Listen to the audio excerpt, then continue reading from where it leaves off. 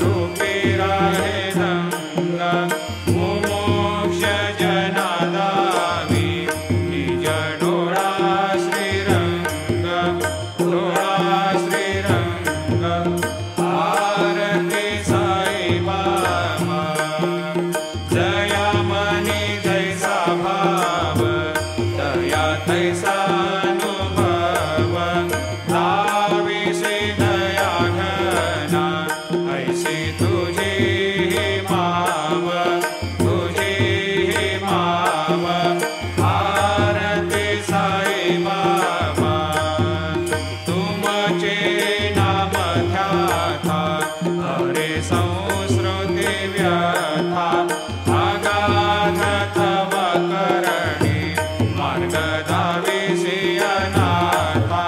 दाविसी अनाथा आरती साई बाबा कलियुगी अवतार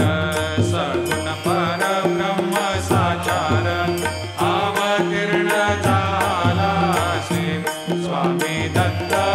दिगंबर दत्त दिगंबर आरती साई बाबा 8 दिवसा गुरुवारी भक्त करे देवारे प्रभु पद पावया भव भय निवारे भय निवारे आरती साई बाबा माझा निज द्रव्य ठेवा तव चरण रज सेवा मागणे हेची आता तुम्हा देवाधिदेवा देवाधिदेवा आरती साई बाबा इच्छिता दिन चातक निर्मल तोया निज सुख पाजावे माधवाया सांभाळ आपुली भाक आपुली भाक आरती साई बाबा सौख्य दातार जीवा चरणार जातडी द्यावा दासा विसावा भक्ता विसावा आरती साई बाबा शिर्डी माझी पंढरपूर साई बाबा रमावर बाबा रमावर साई बाबा रमावर शुद्ध भक्ती चंद्रभागा भाव पुंडलिक जागा पुंडलिक जागा भाव पुंडलिक जागा याहो याहो अवघे जन करो बाबा शिवंदन साईंशी वंदन करो बाबा शिवंदन गणू म्हणे बाबा साई धाम पाव माझे आई पाव माझे आई धाम पाव माझे आई घालील लोकांगण बंदीन चरण डोळ्यान पाहिन रूप तुझे प्रेमी अलंकेन आनंदी पूजन भावे वाजिन म्हणे नमः त्वमेव माता पिता त्वमेव त्वमेव बंधु सखा त्वमेव त्वमेव विद्या द्रविणं त्वमेव त्वमेव सर्वं मम देवदेव कायेन वाचा मनसेन्द्रियैर्वा बुद्ध्यात्मना वा प्रकृतिस्वभावात् करोमि यद्यत् सकलं परस्मै नारायणाय समर्पयामि अच्युतं केशवं रामनारायणं कृष्णदामोदरं वासुदेवं हरिं केदारं माधवं गोपिकावल्लभं जानकीनायकं रामचन्द्रं भजे हरे राम राम राम हरे हरे हरे कृष्ण कृष्ण कृष्ण हरे हरे श्री गुरुदेव दत्त अनंता तुला ते कसे रे स्तवावे अनंता तुला ते कसे रे नमावे अनंता मुखाचा शिने शेष गाता नमस्कार साष्टांग श्री साईनाथा स्मरावे मनी त्वत्पदा नित्य भावे पुरावे तरे भक्तीसाठी स्वभावे तरावे जगातारुणी नमस्कार श्री साईनाथ वसे जो सदा दावया संत लीला दिसे अज्ञ लोकान परे जो जनाला परे अंतरे ज्ञान कैवल्य दाता नमस्कार साष्टांग श्री साईनाथ परालाधला जन्म हा मानवाचा नरासार्थका साधनीभूत साचा धरो साई प्रेमा गळाया अहंता नमस्कार साष्टांग श्री साईनाथ धरावे करे सान अल्पज्ञ बाला करावे अमाधन्य चुंबो निगाला मुखे गाल प्रेमे पराग्रास आता नमस्कार श्री साईनाथ सुरादिक ज्यांच्या पदा वंदिता ते सुरादिक ज्यांते समानत्व देते प्रयागादि तीर्थे पदे नम्र होता नमस्कार साष्टांग श्री साईनाथ तुझ्या ज्या पदा पाहता गोप बाले सदा रंगलेचे स्वरूपे मिळाले करी रास क्रीडा सवे कृष्णनाथ नमस्कार साष्टांग श्री साईनाथ तुला मागतो मागणे एक द्यावे करा जोडितो दीन अत्यंत भावे भवी मोहनी राज हातारे आता नमस्कार श्री साईनाथ ऐसा येई बा साई दिगंबरा अक्षय रूपावतारा सर्व हे व्यापक तो श्रुति सारा अनुसया त्रिकुमारा बाबा येई बा काशी स्नान जप प्रतिदिवशी कोल्हापुर भिक्षेशी निर्मल नदी तुंगा जलप्राशी निद्रा माहुर देशे ऐसा येई बा झोळे लोंबत से वाम करे त्रिशूल डमरो धारे भक्ता वरद सदा सुखकारे देशिल मुक्ती चारे ऐसा येई बा पायी पादुका जपमाला कमंडलो मृगछाला धारण कर सेवा नागजटा मुकुट शोभतो माथा ऐसा येई बा तत्पर तुझाया जे ध्याने अक्षय त्यांचे सदने लक्ष्मी वास करे दिन रजने रक्षसे संकट वारुणी ऐसा येई बा या परिध्यान तुझे गुरुराया दृश्य करी नयनाया पूर्णानंद सुखे हे काया लाविषि हरि गुणदाया ऐसा येई बा साई दिगंबरा अक्षय रूपावतारा सर्व हि व्यापक तो श्रुति सारा अनुसया त्रिकुमारा बाबा येई बा सदा सस्वरूपं चिदानन्दकन्दं जगत्सम्भवस्थान संहार हेतुं स्वभक्तेच्छया मानुषं दर्शयन्तं नमामीश्वरं सद्गुरुं साईनाथं भवद्वांतविध्वंसमार्तण्डमीड्यं मनोवागतीतं मुनिर्ध्यानगम्यं जगद्व्यापकं निर्मलं निर्गुणत्वां नमामीश्वरं सद्गुरुं साईनाथं भवाम्भोधिमग्नार्दितानां जनानां स्वपादाश्रितानां स्वभक्ते प्रियाणां समुद्धारणार्थं कलौ सम्भवन्तं नमामीश्वरं सद्गुरुं साईनाथं सदा निम्बवृक्षस्य मूलात् अधिवासात् सुधास्राविणं तेक्तमप्यप्रियन्तं तरुं कल्पवृक्षाधिकं साधयन्तं नमामीश्वरं सद्गुरुं साईनाथं सदा कल्पवृक्षस्य तस्याधिमूले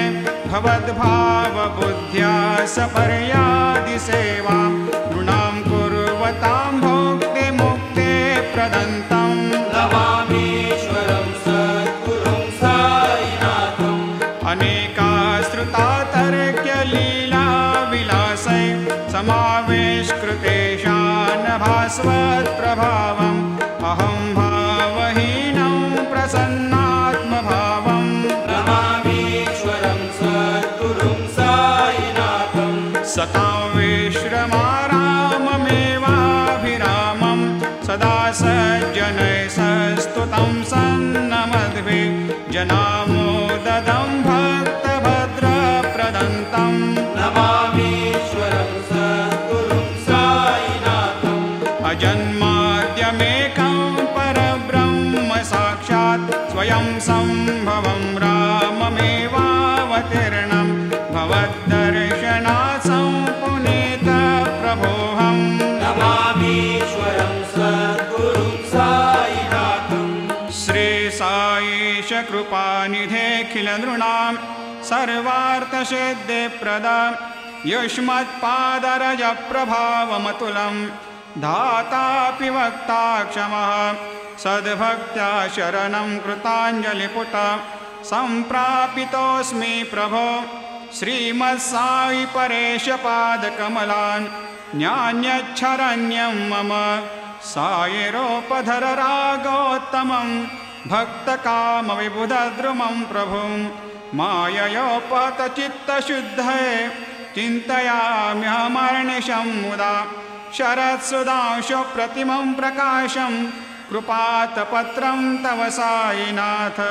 त्वदीयपादाब्जसमाश्रितानां स्वच्छायया तापमपाकरोतु उपासनादैवत साईनाथ स्तवैर्मयोपासनिना स्तुतस्त्वं रमेन्मनोन्मे तव पादयुग्मे भृङ्गो यथाब्जे मकरन्दलुब्धा अनेकजन्मार्जितपापसंशयो भवेद्भवत्पादसरोजदर्शनात् क्षमस्व सर्वान्धपरान्धपुञ्जकान् प्रसेद साये सद्गुरोदयानिधे श्रीसाईनाथ चरणामृतपोतचित्तास् तत्पादसेवनरतः सततं च भक्त्या संसारजन्यदुनितोर्धवनिर्गतास्ते कैवल्यधाम परमं समवाप्नुवन्ते स्तोत्रमेतत्पठेद्भक्त्या यो नरस्तन्मनः सदा सद्गुरो साईनाथस्य कृपापात्रं भवेद्ध्रुवम् रुसो मम प्रियाम्बिका मजवरी पिता हि रुसो रुसो मम प्रियाङ्गना प्रियसुतात्मजा हि रुसो रुसो भगिनी बन्धु हि श्वशुरसासुबाई रुसो न दत्त गुरु साई मा मजवरी कधी रुसो पुसो न सुनबाई त्या मजन भ्रातृजाया पुसो पुसो न प्रिय सोयरे प्रिय सगे न ज्ञाते पुसो पुसो सुरदना सखा स्वजननाप्त बन्धु पुसो हरि न गुरु साई मा मजवरी कधी रुसो पुसो न बला मूले तरुण रुद्धहीना पुसो पुसो न गुरु धाकुटे मजन थोरसाने पुसो पुसो न च भले बुरे सुजन साधुहीना पुसो गुरु साई मा मजवरी कधीही रुसो चतुर तत्ववेद विबुध प्राज्ञ ज्ञानी रुसो रुसो हि विदुषे श्रिया कुशल पंडिता हि रुसो रुसो महीपते यते भजक तापसे रुसो न दत्त गुरु साई मा मजवरी कधीही रुसो रुसो कवि ऋषि मुनि अनघ सिद्ध योगी रुसो रुसो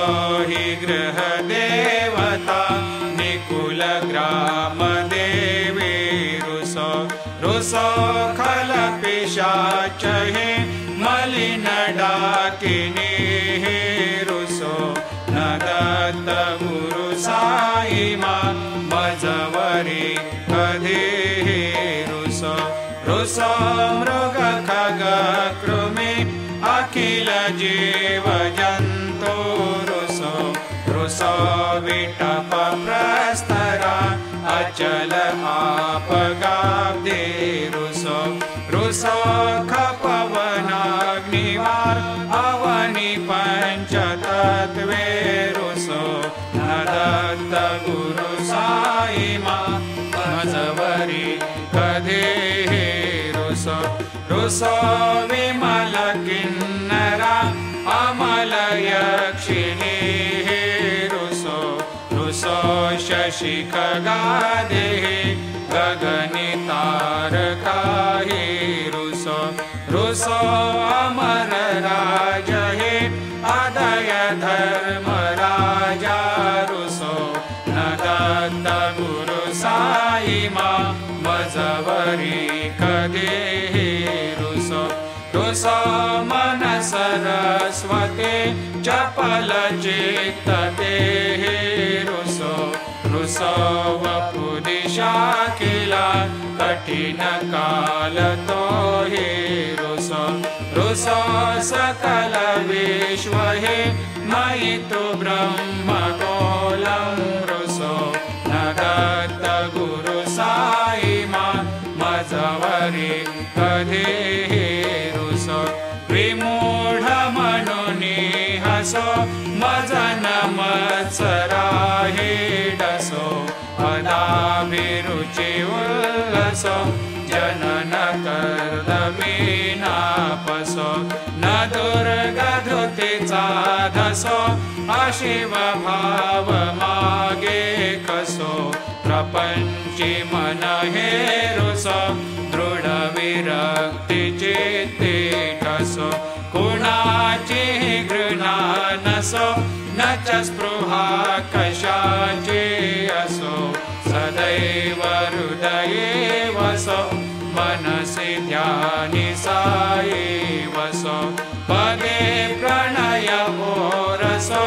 निखिल दृश्य बाबादिसो न दत्त गुरु साई मा उपरि नीलारुसो हरि ओम यज्ञेन यज्ञमयजन्त देवा स्थानि धर्माणि प्रथमान्यासन्न ते हनाकं महिमान सजन्त यत्र पूर्वे साध्या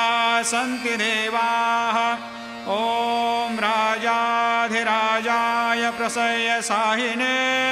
नमो वयं वै श्रवणाय कुर्महे समे कामान् कामकामाय मह्यं कामेश्वरो वै श्रवणो दधातु कुबेराय वै श्रवणाय महाराजाय नमः ॐ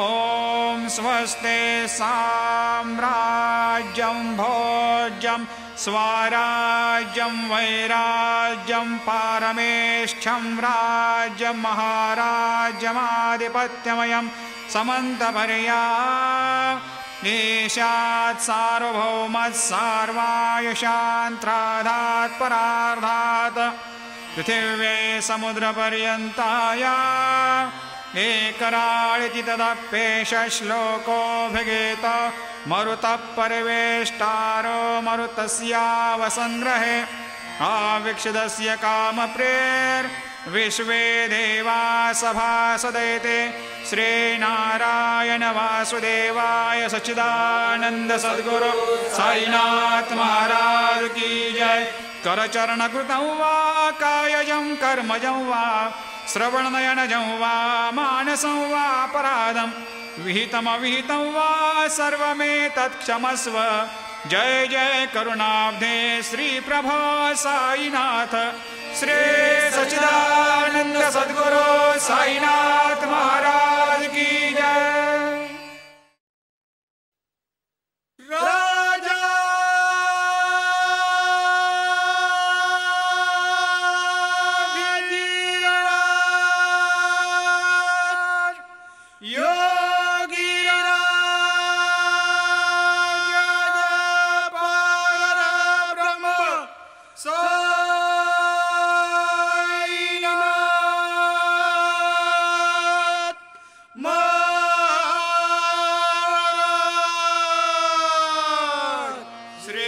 सच्चिदानंद सद्गुरु साईनाथ महाराज